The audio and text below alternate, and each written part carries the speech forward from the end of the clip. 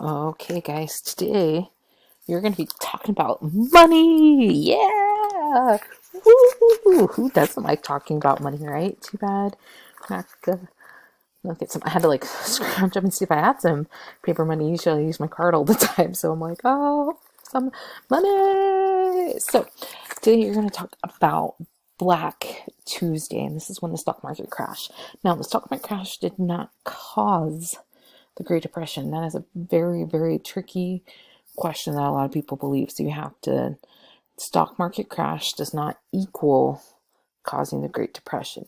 It is something that marked the beginning of the Great Depression. So it was like an event. So when the stock market crashed on Black Tuesday, um, the world was in a panic. Okay, so what, and things went so bad. There's a lot of really great movies about the Depression. If you've seen like Cinderella Man or the old Christmas movie, my gosh, I think it said Jimmy Stewart in It's a Wonderful Life, that focuses around the Great Depression.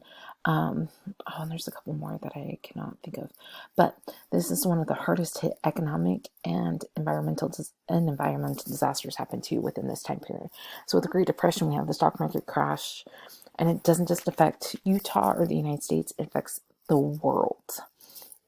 So we're gonna have the stock market crash. Banks are failing. Things get really bad for Americans. So you're going to do a little web quest about that. So course in modules, Black Tuesday web quest. You're going to read a little bit more about Black Tuesday and what it meant. And so you'll be using this link right here. Remember, again, you can click on that link to make it bigger. And then answer these 12 questions right here. Okay, and then when you get done, just hit submit. And you can find out what happened during